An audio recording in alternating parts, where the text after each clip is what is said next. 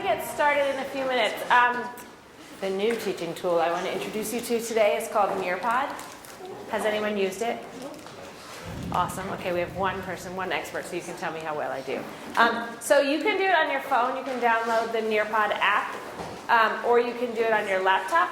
And it is a way to have a more interactive PowerPoint-driven lesson. And so I threw some of the interactive tools into our presentation today so that you can see what they're like, and then you can start to imagine what you might want to do with them or not want to do with them. So yeah, so you go to Nearpod, and then there's a place where you can put in your class code, and that's our class code. We should write that down in case anyone's late.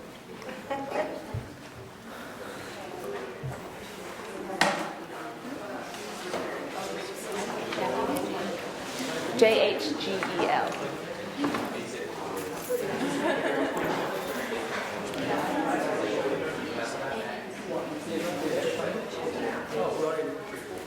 I was leaving because I didn't go to the gym. I don't want to go.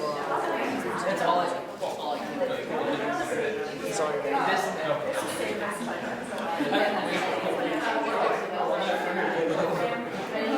Oh, you can probably go on the website on your phone too. I have no idea. I downloaded the app to test it, and it was fine. Yeah. So it has features like you can draw on pictures and show what you think things are, and then we can see that. Has polls, and it has open-ended questions. Like, it has a bunch of stuff that are pretty neat.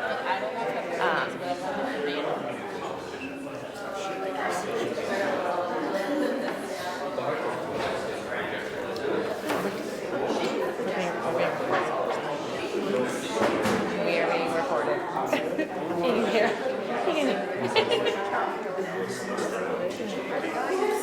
You'll have to say nice things. Yes. I'm going to walk around. He's lovely. So kind. All right, so, yep, that's where you put it in. Perfect. That looks more like Netflix than Nearpod. Awesome. Good. Great. Is it working? Okay. Awesome. Looks good. Looks good. What you reading? Something good? Oh, Tom Clancy. That's good. Graduate school reading. Got it? Okay. All right. Did you get it working? Yep, you got it. Okay. Yeah. Okay, Val's going to get started in a minute. I'm Mary Jo. I just wanted to say thank you to all of you for your active participation in this course. It's been lovely to work with you, and I hope that it's supported your TA work here. I know that some of you haven't done any TA work, but you came along for the ride, and we appreciate that very much. You're very lucky today because Val and I have to go to a President Fry thing. At 2 o'clock. At 2 o'clock, so we're going to get out early. Okay, because when the President calls, we can go. Anyway, so anyway, we've been filling in Blackboard with your stuff. Most of you, I've really been impressed how we've all done the assignments. After this presentation, there's one reflection that we encourage you to do. Because it's always good to be a reflective practitioner. As educators, we say that it's really nice to sit back and think about what worked, what didn't work. That should be all of your life, not just your teaching. So there is a template for it under the assignments. Just fill in your thoughts and post them. I'll read them with my glass of wine sometime and give you points for it. And then then this course is over. So really, again, I want to thank you for being part of this. And now, Val. Awesome.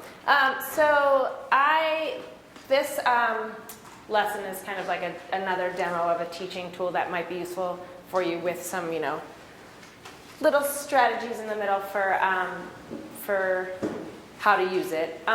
Nearpod is one of many platforms online that allow you to do interactive work with your class, and it can be really good for larger classes, and it can be really good for just getting a pulse of like what's confusing to students while you're teaching.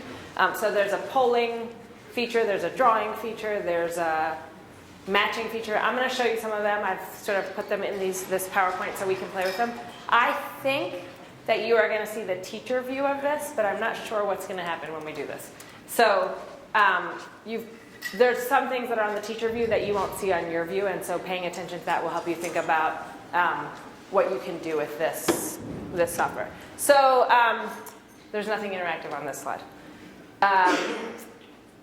So just to review, the final reflective assignment is a table with the areas to address of sort of general comments about your TA experience, what you might consider your victories and challenges, how you're managing time management, or how you're managing time, I guess. What resources you've come to see as helpful in your role as a TA, what you see as areas of personal growth, and any additional comments. The additional comments are a good place to put some ideas about what workshops or what help you might want moving forward. We can share that with Taz, and then Taz can do sort of those lunch and learns, and we can guess at what those are, but if you have ideas, I think someone had asked for some help with Blackboard, just how to utilize Blackboard strategically and what tools might be in there that they might not know. And so that's one we'll share with Taz, but if you have other things like that, that's a good place to do that. And there's an assignments tab in Blackboard where you can find the template that you can fill in for your final reflection. And there's a place to submit it in week 10, which I think I opened yesterday. So if you have any questions about that, let me know.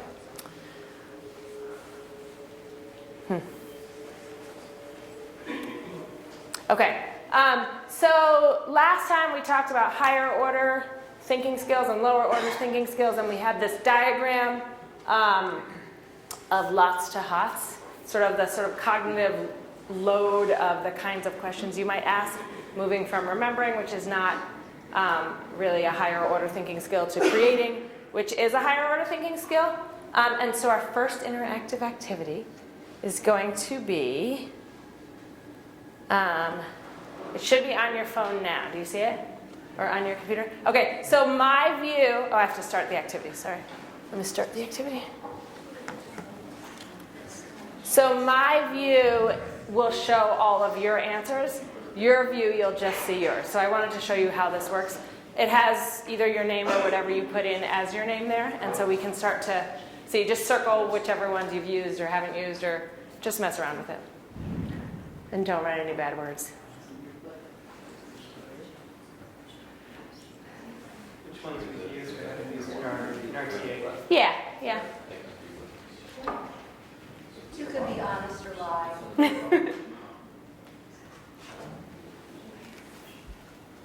Let's see.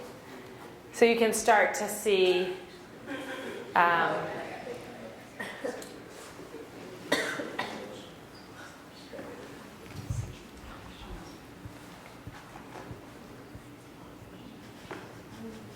Do they circle? Oh, they actually circle. yeah, so you can see them popping up.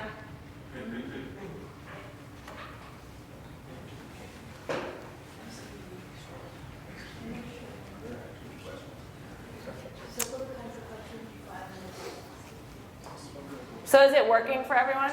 Like, are you able to draw on it? And so you can get an idea. A feature this doesn't have that I would like, and maybe it does have and I don't know how to use it, is that you can like overlay everyone's drawings, and we could see almost like a heat map of who picked what. But as the instructor, I can then, so suppose I had you draw like how you thought the cell cycle worked. Right? I could pull up one, and everyone sees one on their screen anonymously, right? And so that's a nice feature, is that I know who drew it, but you guys don't know who drew it. Oh no, I do. Tyler drew it. Can you see Tyler on your screen? No. Yeah. So it's not. You want to run it from something that's. This is like a two-computer kind of thing. But I can bring up a diagram of something that might have something I want to talk about as a class, and I can bring it up anonymously. In this case, it looks like, we could say something like, there's lots of lots here, and not so much hots here. right? But you could design a question for which the representations might surface some common misconceptions, and then talk about authentic student work from the class anonymously. So that's useful. Do you see it on your phone? No. I have to press share. Yeah. Now do you see it on your phone? Yeah. And it doesn't say Tyler, right? Okay, great. We're just learning as we're going here. I think you can also, when this screen closes in the lower right, I think there's a hide names option for when you do project this. Yeah. Yeah. So that's, Oh, even better. Okay. My Nearpod expert is here, thank goodness. So I like this, like I said, as a tool for, one of the things that it works against is the idea of like, does everyone understand how this cycle works? Right? And you can have folks draw a cycle, or can everyone graph this quickly? What do you think this would look like on an XY axis? And you can get a sense of whether or not they actually understand what you're talking about. So now they could see the whole class too, right? They could So see this is the instructor view. The instructor sees everything, and then the instructor can choose one to share with the whole class.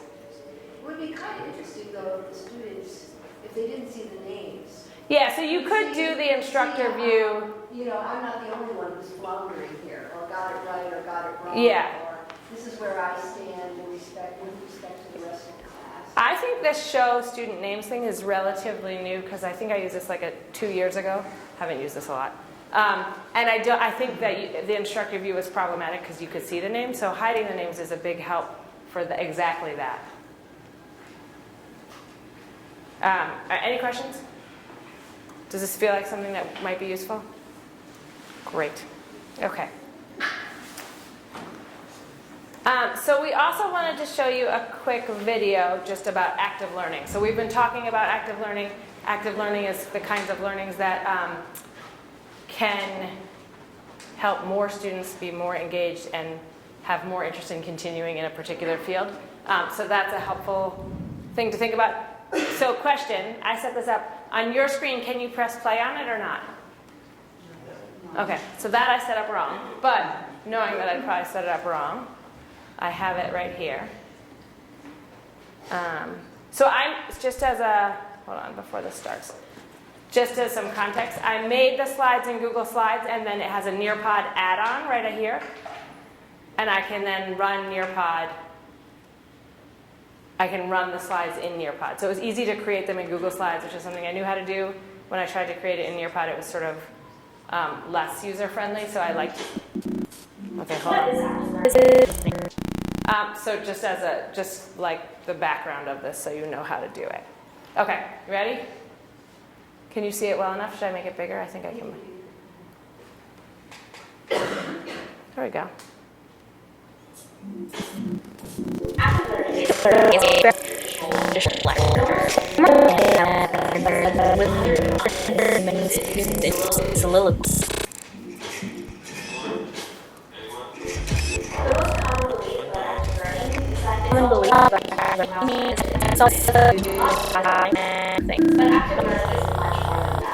At its core, active learning is about creating professors and students.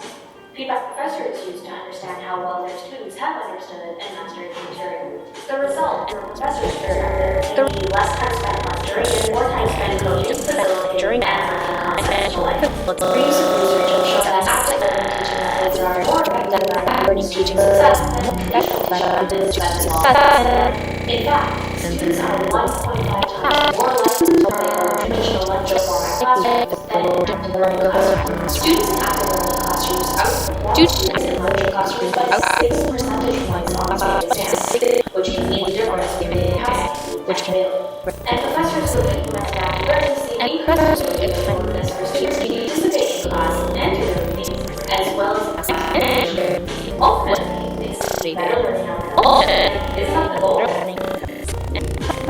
Whose ideal is it anyway? The modern concept of active learning first surfaced in 1991. Historian Charles Boswell and psychologist James Eisner laid out the first academic ideas for transforming lectures into something better. In their book, Active Learning, Creating Excitement in the Classroom, they argued that teaching should be less argued teaching students and more relevant skills. By encouraging higher order thinking through reading or writing about the task at hand, or prioritizing discussing is proof. Knowledge is being is proof. The idea goes back 2,000 years. The Socratic method of teaching was all about asking questions and using their feedback to teach their knowledge. But somewhere along the line, higher education was all on this path. As students became something the masses, and enrollment swelled, it was no longer possible for everyone feasible to teach in grounded feedback language. Sorry, with the exception of small, upper-level seminar structures, teaching became lecture along with conversation. Feedback from professors was reduced to one professor with little or no opportunity for creating regular, ongoing feedback skills and practice. Why isn't everyone using active learning? The short answer, it's really challenging. We're redesigning the classroom scale and facilitating interaction, making it more interactive and engaging, putting active learning strategies in motion, heavily driving and marketing. And that's simply not a luxury professors have. It's not easy to find static course materials to create content. Finding great interactive content can be challenging, and leading professors to search the web for resources or create their own, which is even more time. Large class sizes make it nearly impossible to implement active learning. In fact, creating a very required active learning is students become anonymous, so they don't hold themselves accountable for their learning. That distraction and disengagement run high. Consider the stats. 92% of students said tests during class. Only 54% of students report that they keep their readings on a regular basis. The average attention span is 8 seconds, down from 12 seconds in the year 2000. Ironically, personal technology, the very thing that professors learn distraction, is a key reason why active learning is now on the rise. Thanks to technology, it's never been easier to implement active learning. Today, virtually every student enters the classroom with internet-connected smartphones in their hands. By harnessing that technology, we've been able to recreate and improve upon the classroom 2,000 years ago. Active learning has never been easier to implement. With the right technology, professors can now know what they're reading, what they understood, and where there are challenges and classroom. Once class begins, professors can more easily flip the classroom, moving from one-way lectures to group discussions around lessons they already know students are most challenged with. In larger classrooms, they can easily see who's there and how much students participate. They can easily present student feedback or direct their own discussion points in real time. When it comes to assigned homework, they can target areas that they know students have homework in that class that day. Technology is enabled us to hide active work at scale. Sounds like it's time to start active teaching. In the quarter centuries since Guatemala has published, a movement has emerged from its pages. A vast network of evangelizers whose mission is to help professors switch from active classrooms and keep abreast of the latest research and teaching technology. They're everywhere. Nearly every college must have resource centers to support faculty in the transition to new teaching methods. Organizations dedicated to teaching reform from the membership-based paid staff to the faculty. Still, many professors have resisted this change. Do you really want to be one of them?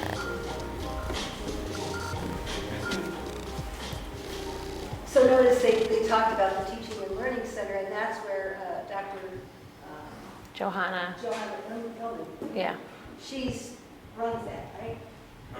Yeah, so there is an effort, and that's a relatively new organization at Drexel, because they're trying to support faculty to try something a little more creative than always just lecturing. Definitely. So, Great. So one of the obvious takeaways from that is that technology can help us do more active learning strategies and active teaching strategies. So I chose to run this as like a whole class lesson, but you can do it at student-paced also. So I could assign this to do before class, something with a bunch of information for me to collect about what you understand and don't understand, and then I would go into the lecture knowing where the sticky points are and where people are confused. All right, so any questions or comments about active learning or things that they've been seeing with the faculty that they're working with that they think are working well. I think sometimes at Drexel we don't do as good a job as we can about sharing teaching strategies across departments. Castle tries to help with that, I think. They have their pedagogical happy hours, which if you haven't gone to one, you should go to. They're pretty fun. But has anyone seen anything in the classrooms they're working in that they would count as active learning? I'm using your Padlet. Oh, great. Okay. Terrific. Is it working all right? Yeah, it's really nice. Yeah. Oh, good. They're Okay. super loud. Cool. Any other thoughts? Yeah. Like I start out each of my recitation sections with like 5 problems over something we did similar to the previous week, which then gives them time to, and they're not on their like sheet they're supposed to do. So they have no concept of how to like, or no like predetermined answer. So then that gives me time to walk around and figure out where everyone's struggling and see That's by the great. end of class where the sticking points have been. Yeah. Good. Good, good. The other thing I wanted to point out about this is I'm sort of owning the fact that you're going to have your laptop and phone out, and I'm trying to use it, right? So I'm letting you have your phones out. You might be sending text messages also. Chances are probably you are, given what we just learned. But I'm also saying, like, let's not pretend you don't have cell phones. Let's make use of them with teaching in ways that I can learn about what you're thinking. It occurs to me we should do this in faculty meetings also. Okay. So let's see. Let's hide student names. I think you should have another question on your phone. Yes? Do I have to press something? Are we good? Oh, is this your pairing one? Okay. So this is, sorry, I can't see it here. This is, so one of the things that you can do is a matching or pairing exercise. And so if you were trying to match definitions to pictures or something like that, you could give your students a quick quiz about this, or not like non-graded quiz, just to get a sense of where they are. I chose the phases of mitosis, I don't know. I picked something sciencey that looked good, and you try to match them and see which ones. How well you remember this particular biology concept. And then on my end, as the teacher, I can see how challenging this was for you, because I can see how many matches you got and how many tries it took. And see. And there is a way that it lets you know you're wrong. Right? So ultimately, you can get the right pairs.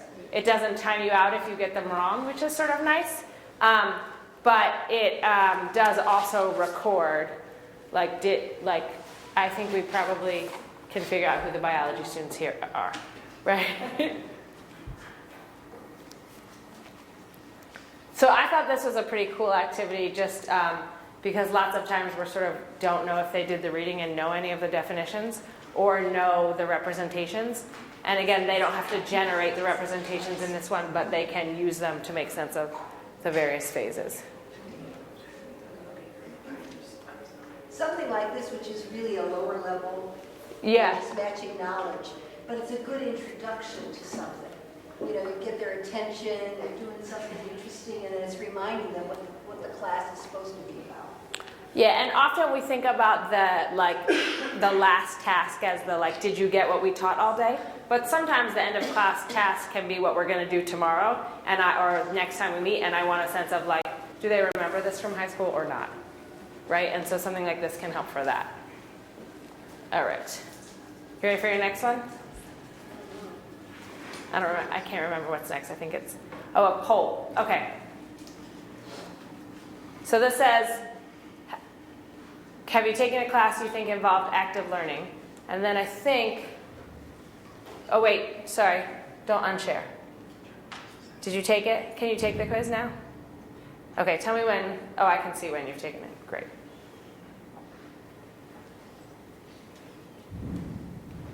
Is that thunder? I was wondering if it's something moving upstairs. Bowling alley up there? Okay, so now I can share with you the results, and I have to go to one of your computers. I think I can sort of see the version of it on there. Oh, did you go to the next question? Girl. What do you see on your phone? I see the first question. Oh. Yeah, so that's the lecture. Yeah, so And it has a percentage. now you can see it. Okay, I just clicked it twice. So now you can see that most of you have not taken a class. No, most of you have taken a class that you think involved active learning. So that's great. And some people didn't answer, and some people aren't sure, and some people have not. So again, it's just kind of a neat tool, and it's helpful for us. Like I probably should have done this in the very beginning to ask you if you had a class that you thought included active learning, and then we could build on that. But you know, we're just learning. Okay. So this is, I already asked you this question, but you can answer it so we can see the results. Do you think you employ active learning techniques as a TA? So are you using some of the strategies we've talked about or other things?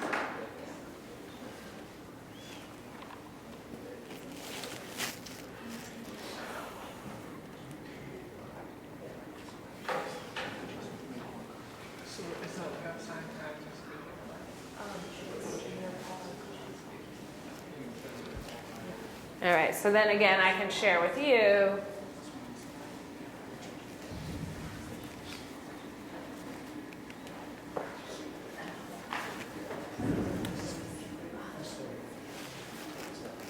now I can share with you the results, and you can see there's a range of folks, including folks who haven't had the opportunity to do so.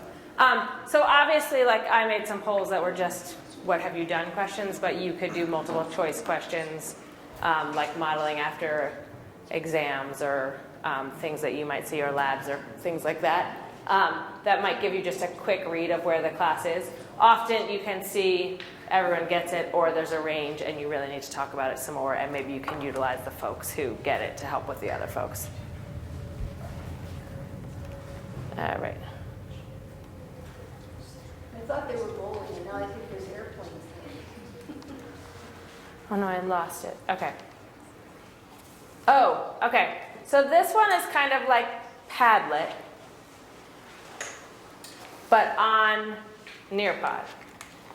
So I think you can can you see it on your phone? I should have run it on my phone as well while I was doing this. So you can put your ideas in there, and they should start to populate up here. Perfect. So it's sort of like Padlet. That's what I want to show you. But and you can just say hi to everyone.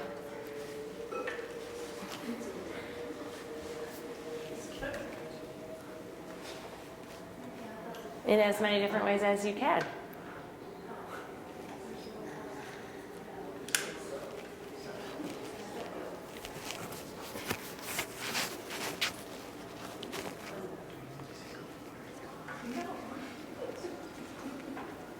And then we can see that.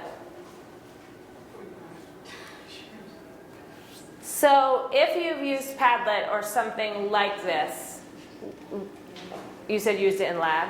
Yeah, so if they have like any questions, like I have them put it on there, and then either does it next lab, or if it's like their lab support, so they don't have to send me an email, everybody can see it. Yeah. A lot of people get weird, they don't want to ask me the questions. Yeah. They don't want to look stupid, so it's nice that it's anonymous and everyone can see it. Yeah. So I think that's actually like a huge deal and super common, right? It is often the case that humans, in this case college students, are embarrassed to tell you what they don't know. And so creating spaces where they can do that is really important. And so one of the things about Nearpod that I like is that you can decide that they have to log in with their Drexel ID, and that's how you would take attendance or something.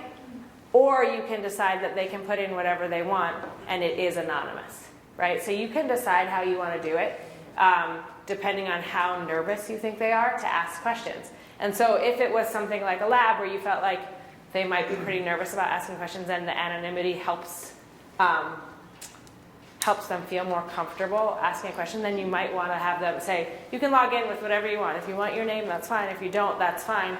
And we're going to collect the questions here. So I think that's another important thing to think about is like, when do you care who's asking the question? And when don't you? And with a Padlet version of this, you can answer the question, so it really doesn't matter. Yeah, that's a nice point that you made, not that I made. Okay, so this is another one you could, what might you collect besides lab questions here that would be useful? Sticky ones. Students during Yep. lecture. Yeah, so you could have this just running during lecture. That's a great idea. Other ideas?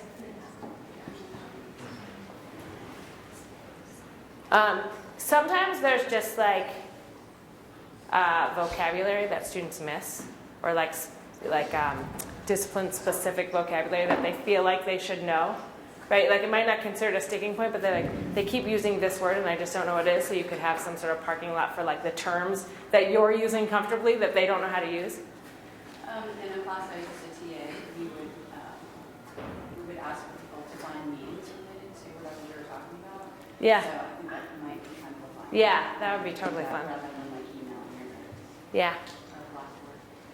Blackboard. And again, I think there's some benefit to being able to share with the whole class either questions or funny things that aren't just like email related. I think you can also then share this link. Like I could email this to myself so that I have a record of it and then share it with the class. All right. Our next one is a version of open-ended question.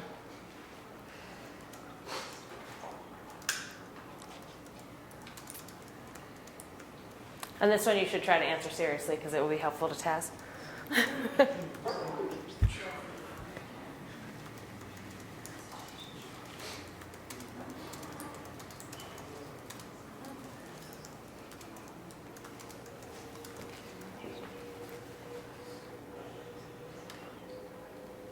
Better pizza. Good to know. Can you be more specific? Better pizza? Yes, better pizza. And then I can also share with you, but I think if I do that, you can't answer, so.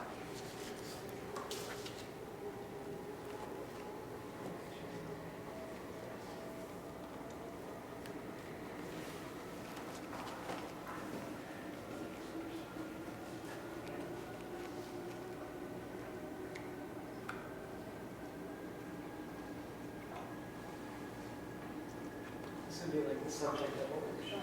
Yeah, like a subject of a worker, or like something, it doesn't have to be a huge workshop, it can be a little one, like a how-to, or a what should I do, or a something like that.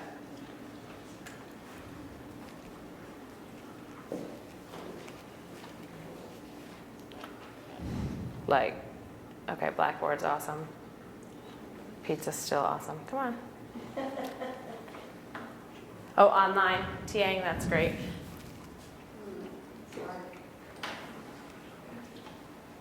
How many, are there folks in here who are TAing online currently? Hybrid, okay.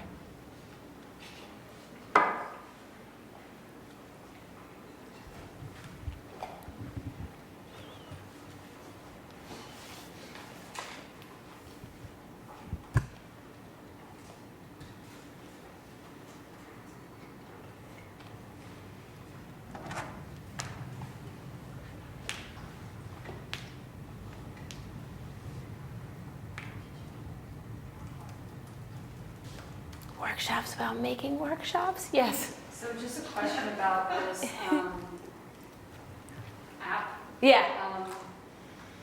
Are you able to go back and see which students participated? Or is this just like a once and done, they will disappear, I can't go back to it or see their answers? Great question. Like, why don't we finish this one and go back and see what I can do?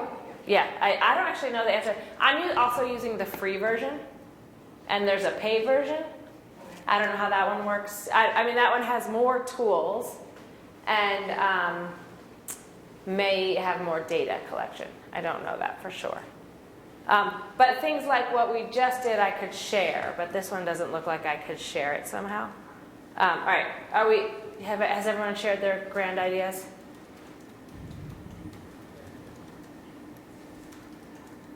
Okay, so that was the last slide. Thanks. We've enjoyed working with you. But let's go back and look at sort of like the bones of. I was wondering, like, because a lot of you do labs, right?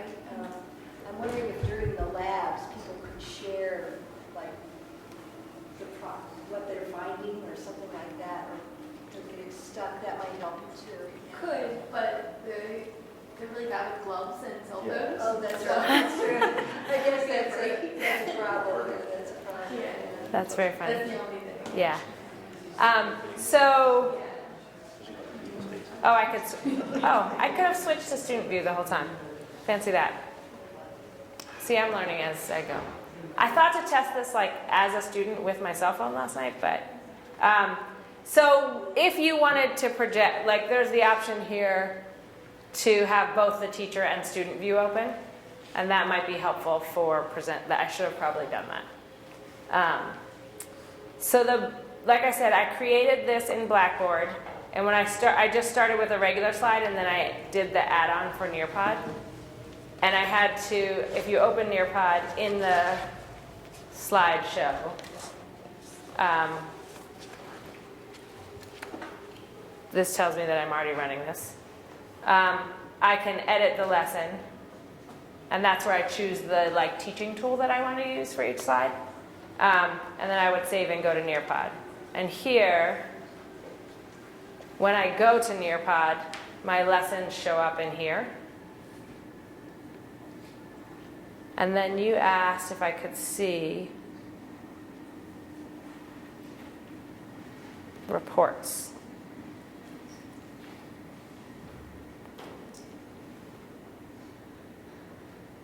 Post-session reports. There seems to be some kind of post-session report.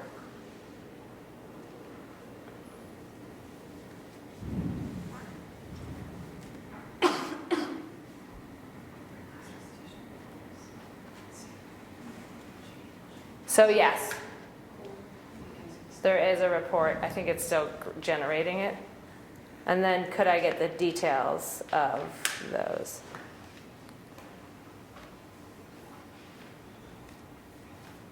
Yes.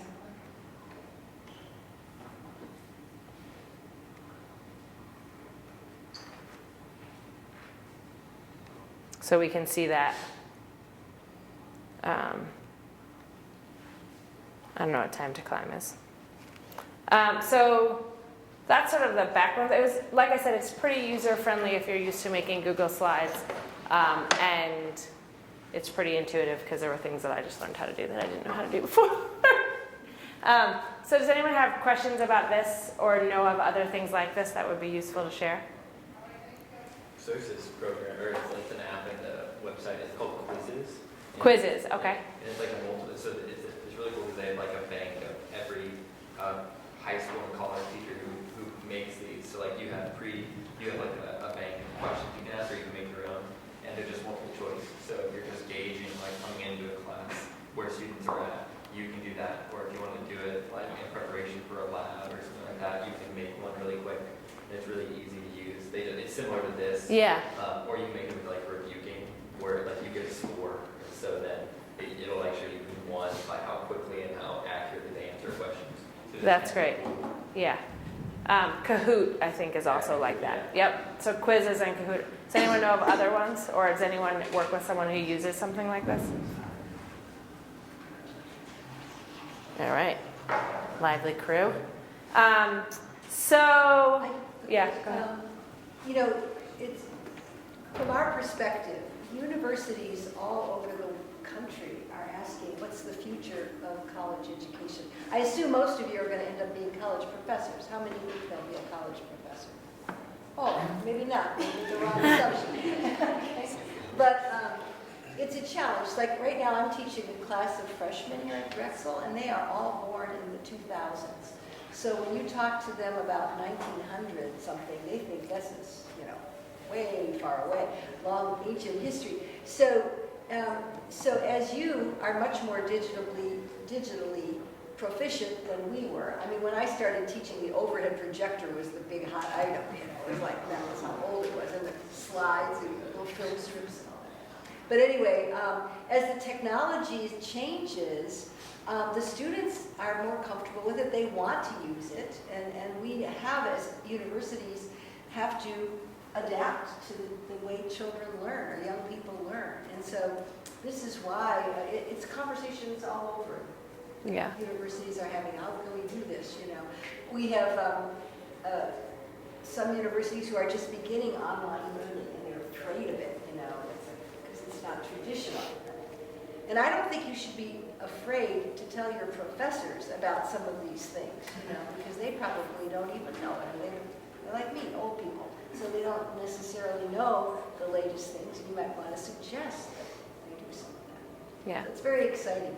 I think that one of the exciting things is it takes some of the potential guesswork of like what are they confused about out of the conversation if you can ask good questions that help you surface what they're confused about. And so from the math perspective, like I love the idea of having them draw graphs that they think represents a situation, because then I have some idea if they know the relationship between X and Y or what's happening in the situation.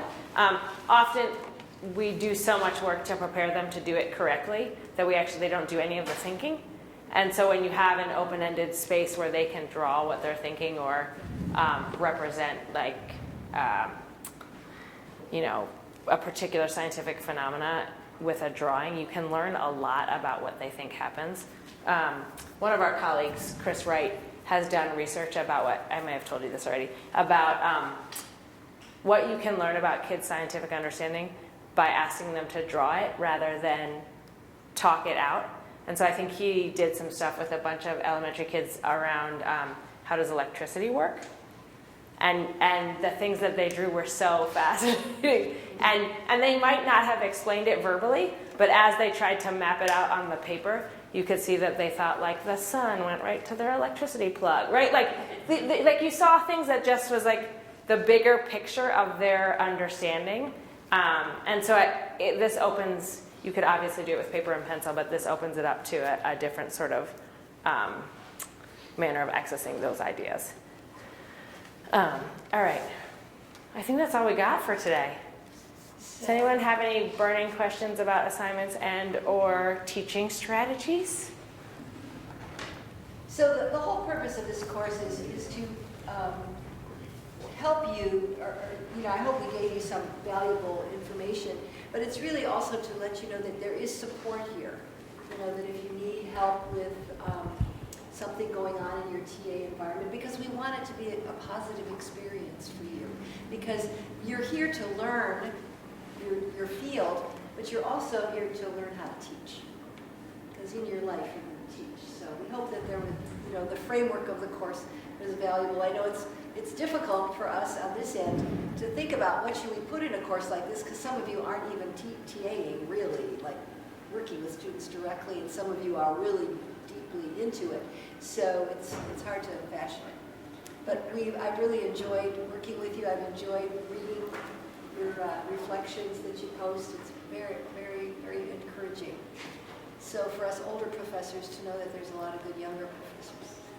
It'll be cute. Yes, us older professors. I'm an older professor. Yes. It's been fun to work with you. We definitely welcome feedback about this course. We are also reflective practitioners. And so if there's anything, advice or ideas or beyond I don't want it on Fridays, which we have no control over. That's, I am going to assume that one. But yeah, just about the content or things that you would want to do more of or less of, just let us know. Everyone always wants to do less reflecting too, so that's not a choice either. So yeah. That's how we learn. Yes, so thank you. Thank you for your participation and being willing to come with us on Fridays. And hopefully we'll see you soon. If you come up with any questions, like I'm trying to do this, you can always find us. I think this is fun to think about. So I welcome you to think about it with me. If everybody signed in. Thank you. Thank you.